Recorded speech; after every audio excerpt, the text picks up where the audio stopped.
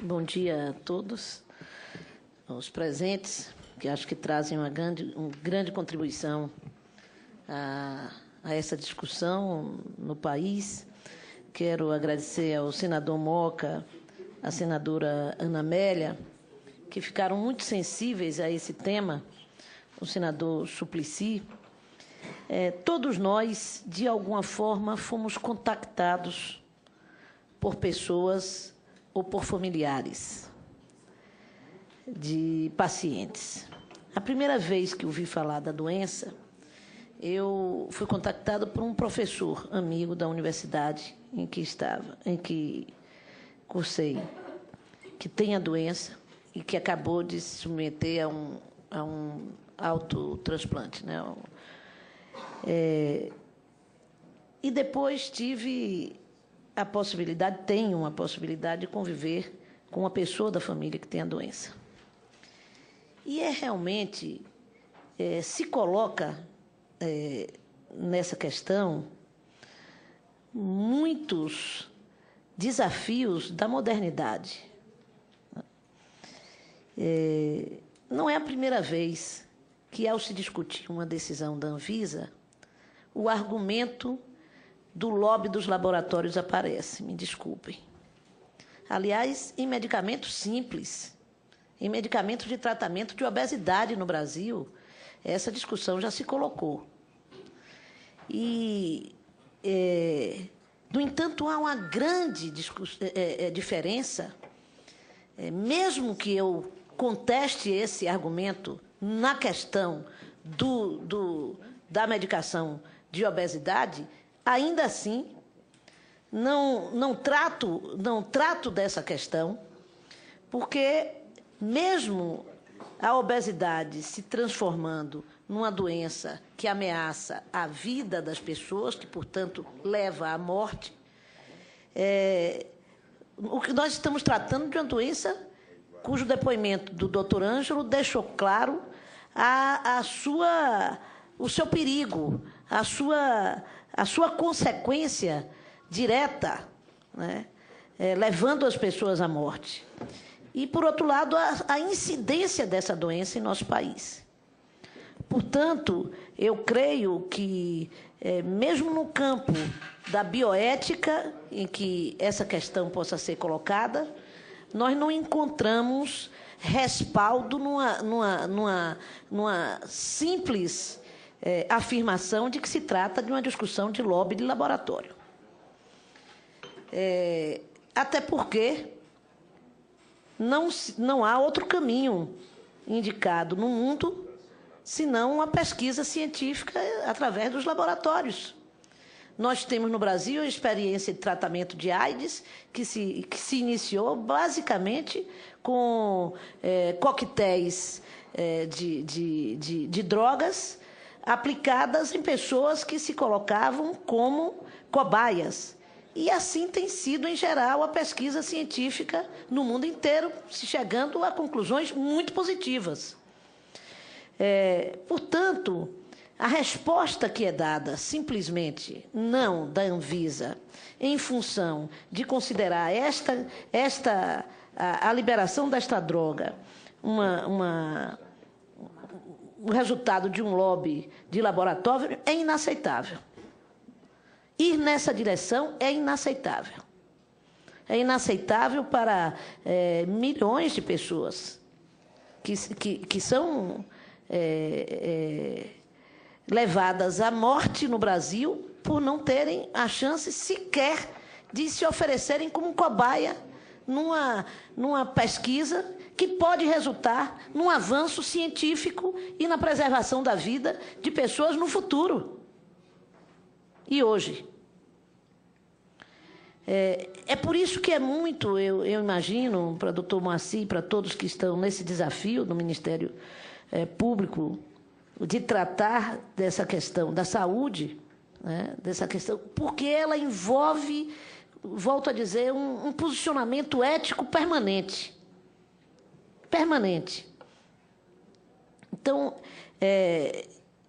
o que eu posso dar como testemunho é que nós vivemos isso na nossa família.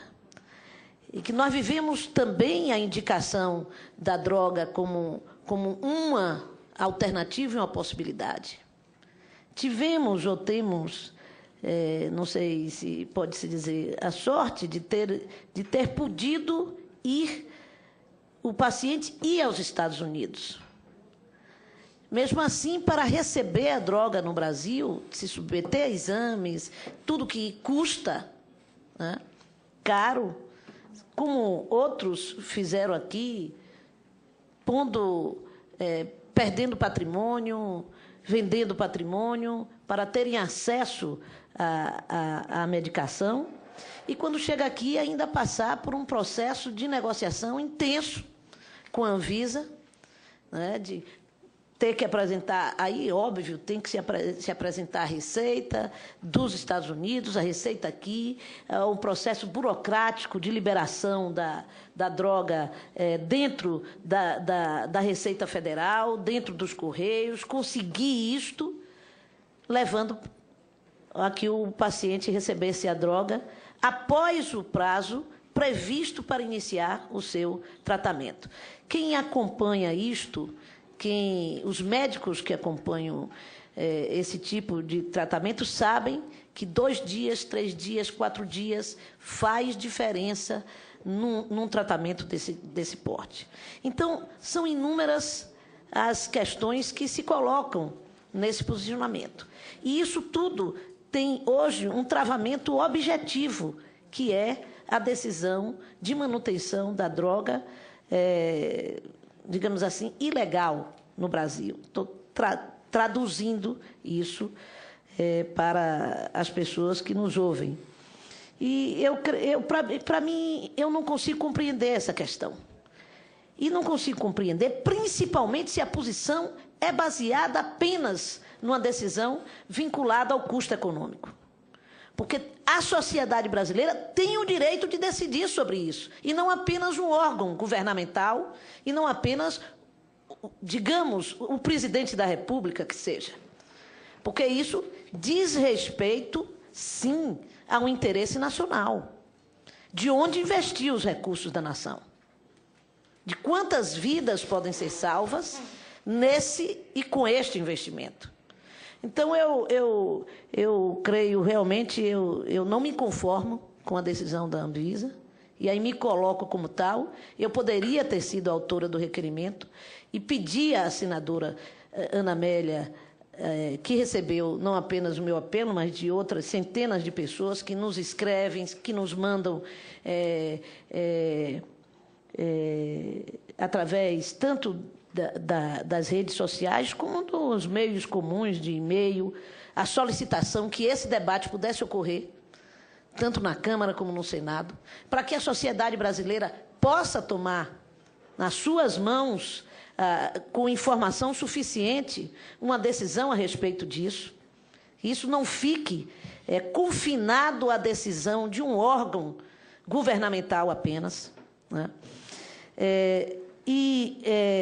Eu fiz questão de não ser eu a poder assinar esse requerimento, para justamente não poder ter a acusação, não de lobista, porque é muito difícil com a minha biografia política ter qualquer referência nessa área.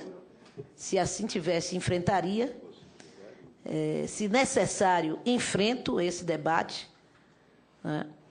Mas, principalmente para não ter a acusação de ter um interesse específico nisso. Tive a coincidência, volto a dizer, de pela primeira vez, quando ter contato com esse assunto, ter sido provocado por uma pessoa amiga que encontrei num local público e que me abordou, dizendo: tenho a doença, preciso da ajuda, nós temos essa campanha, me pôs em contato com a campanha, e logo depois eu tive contato com o Suplicy, com a Ana Amélia, que também tinham, e logo depois tive a infelicidade de ter essa notícia na minha própria família. Portanto, eu aqui me coloco até menos como senadora, e mais como parte do problema. E como parte do problema, eu não posso aceitar as argumentações que ouvi até então. Acho que é indispensável que a Anvisa possa rever o seu posicionamento, até por todos os pronunciamentos técnicos que já assisti.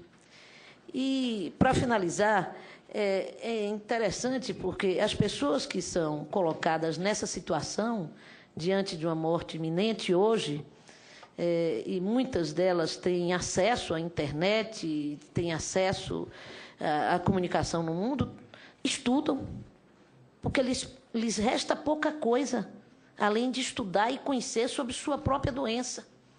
E fazem contatos, hoje, no mundo inteiro, sobre essa discussão. Não é mais como era antigamente, que bastava um posicionamento oficial e tudo estava resolvido.